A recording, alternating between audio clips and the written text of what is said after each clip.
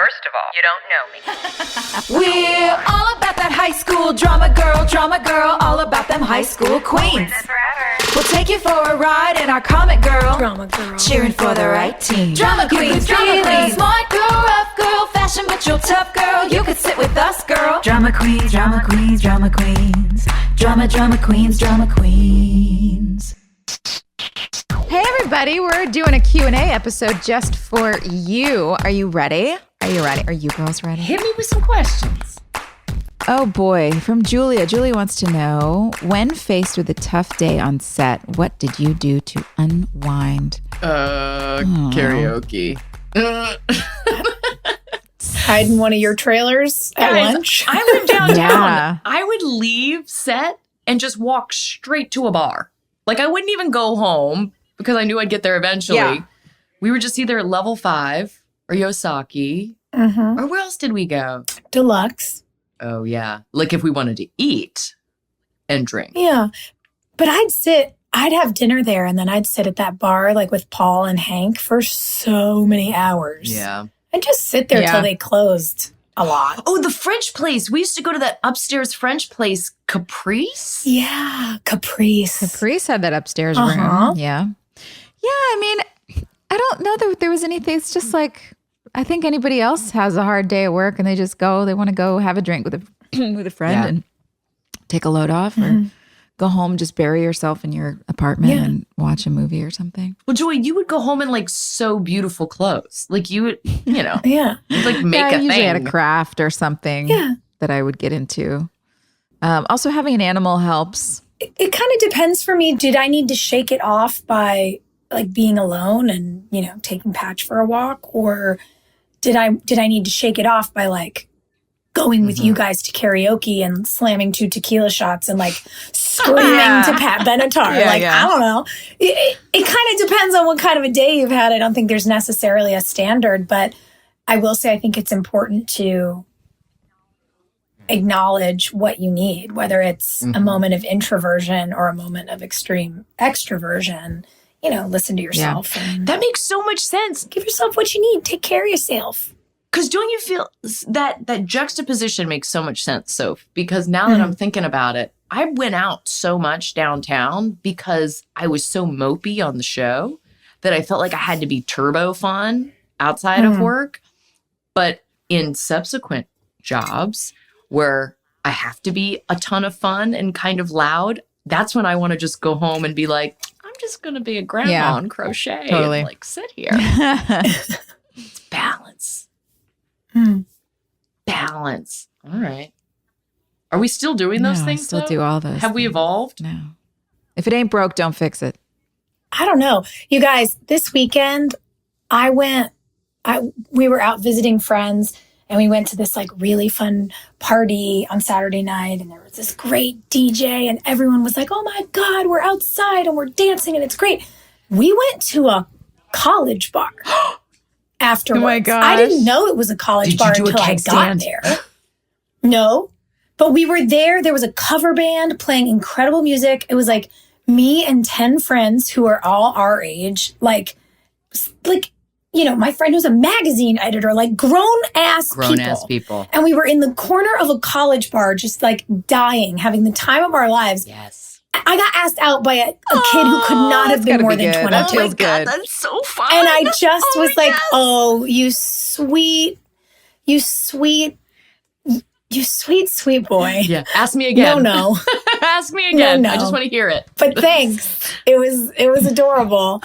You have to go now. I love this. So like, I don't know. Are we still doing that? Yes. Have I done that in years? No. Was it fun? Absolutely. Can we promise to be like 75-year-old women still doing that? Please. At the bar? Absolutely. Yeah. Oh. College bar. We're going to be there. fun forever. Put that on a shirt. We're going to be fun forever. All right. We're going to be fun forever. Joy, you got a question. I do. What? What's the question? She wants to know, when filming the costume segment with Chad, okay, so I think she said about the Halloween episode. Oh, yeah. What was it like? Was it as much fun as it looked? And how do montage segments work? You want to walk them through a montage? Yeah, usually they just set up the camera on one side and Chad would go in the dressing room, come out with all his outfits, do fun stuff, and then he would go back in and then he would do it again. He would just do it like 6 or 7 times until all the costumes were done. And then they would turn the camera around and put it where Chad was standing and just shoot all of my reactions to all of those outfits. And any of the outfits that they wanted us to be interacting in, they would shoot us. I don't remember which angle it was from. They probably just picked one of the angles, and then they would just shoot our interactions from a little bit further back. They'd like pull the camera back. Like a master, right? Yeah, it's a master, and then they just had all the singles. It does take quite a while, I have to say. It's always, it goes so fast, but it takes a while to set those up. But it was fun. Yeah, we had fun that day. I remember enjoying that. I was just glad I didn't have to change a million times. I was like, yes, dude. let him do it. Yeah. I'll stand here. It's always funny when you watch a montage and you go, God, that looks good. We did that for 8 hours. Yeah. But we made it look great. Exactly. You made it look so spontaneous. I know. Totally. That is an iconic scene. Let's see. Tracy asks, do you see a parallel in the relationships between Lucas and Peyton and Brenda and Dylan, Beverly Hills 90210? Never thought about that. I never really watched 90210, so I don't know. Yeah. I wasn't allowed. Yeah, I wasn't Were you guys either. allowed? No way. Well, I was. And then my parents watched an episode once while I was at camp. And I don't know, somebody had sex with somebody behind somebody's back. And then I wasn't allowed to watch it anymore. So I have no idea because I was banned from 90210. I think pretty early on. Yeah, we were babies. Yeah. I don't know. So I don't really know. Brenda and Dylan. I was also banned from watching Dawson's Creek too. Like I remember when Dawson's Creek premiered, I had all my girlfriends over and we were pumped. We were like, we are going to watch this show together every week. It's going to be so fun. And these like senior boys came over to like see us and visit. And we were like, oh my God, this is so cool. This is high school. High school is going to be the best time ever. Yes. And then Pacey started sleeping with his teacher. Oh, and my that's mother right. was like, no, we are not. We are not watching this show. This is smut. And so I grew up to make smut. I feel good. You're like, well, you didn't let me watch it, so I'm going to go and make it. That's always how it happens. You know this- what? Parents, you pull the reins in too tight and then they just go crazy when you let them go. You got to That's it. You got to just, be real careful. Buck wild on Tree Hill, Real man. careful. It's true. Angelica wants to know if we ever notice that the writers use "and I love you for that" all the time in scenes. I never noticed that. If you haven't She says, noticed it, if you haven't, now you will. Yeah, now it's in my and brain. I love you for that, but blah blah blah. And I love you for that. Yeah, no, I never clocked that one. There's a couple that I know that they felt real cute about, like Well is one. Mm-hmm. What is the Well, other one? Yeah, Well and well. Hi Friend. Or Hey Pretty We Girl. loved. That was another one that was like Mm. I used a lot. All right, well, this one's going to be like a, brainworm. We're stuck with it now.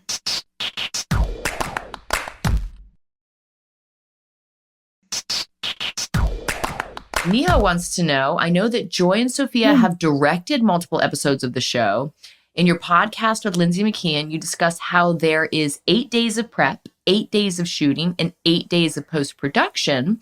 How did you as actors manage your schedules as actors, but also directors? And how did pre-production and post-production work while also shooting the episodes with different directors? Woo!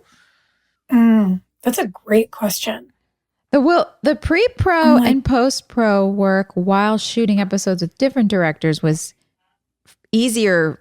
I mean, for me, it was easier. So if you can speak for yourself, but because I wasn't on set, I was on set working on my own stuff. And then I would leave set and go do post that just felt like a separate job. So it was anytime I wasn't on set, I was just in an office doing something that had absolutely nothing to do with the acting I was doing that day. So that made it a lot easier.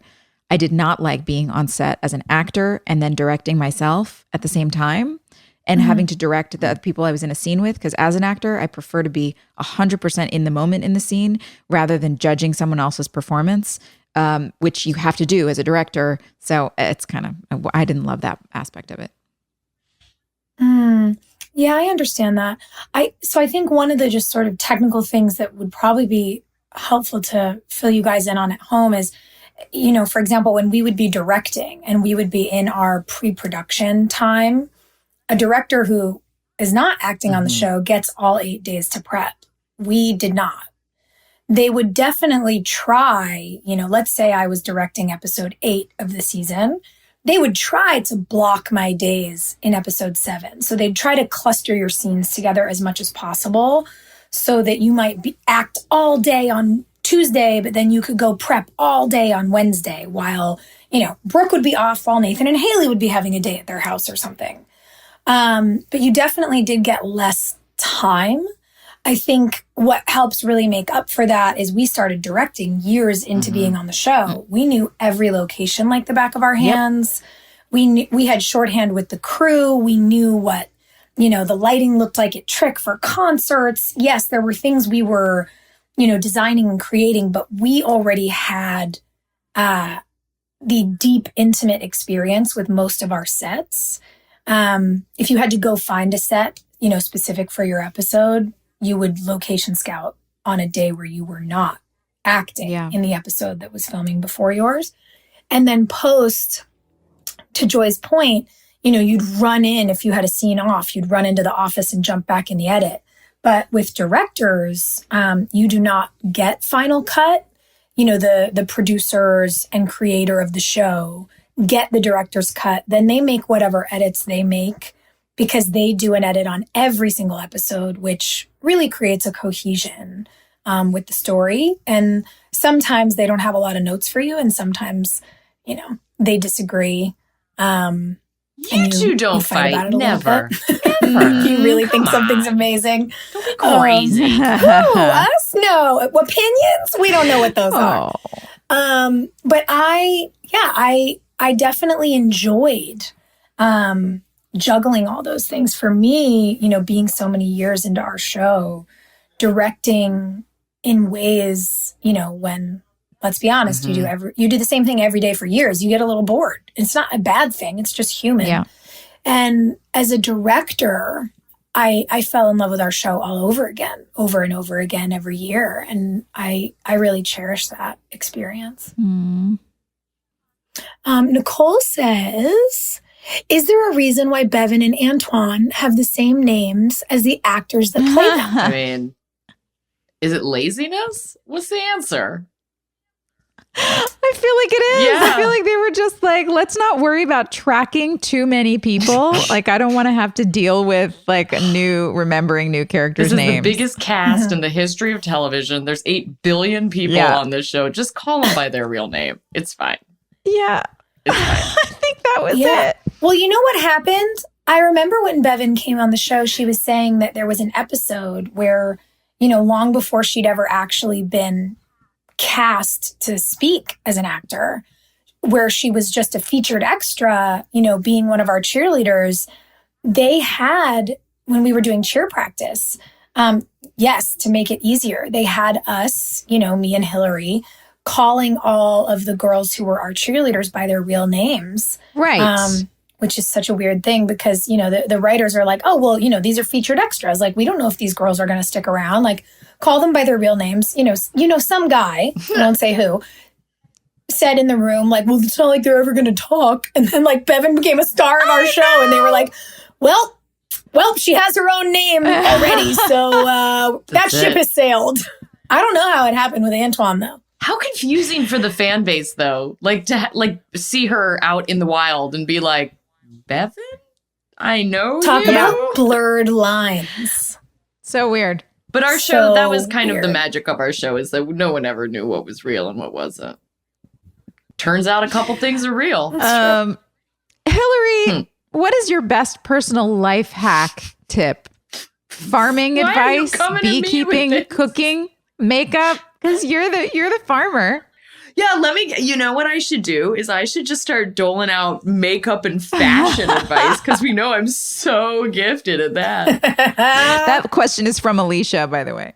Alicia, this is a vague question. I don't have a problem with vague, but my life hack tip, okay, find the fun in failure. Like we can laugh about it after the fact. Like we can go back and watch episodes of the show and be like, ooh, that was a look. Yeah. Or that was a choice. But it's hard to find the funny in your failures, like in the moment, in the present. That's true.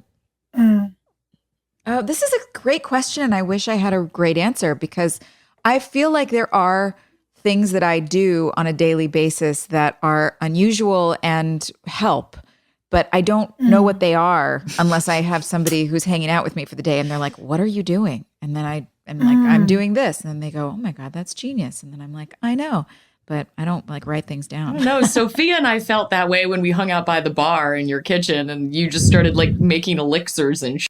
And we were like, what? We were like, what's going on? Sure. Yeah, I wish mine were cooler and involved cocktails, but something that I have found really helpful in minimizing chaos is just setting a couple of rules. Like anytime I walk in my house, I put my keys in the little key drawer in the little console table next to the front door.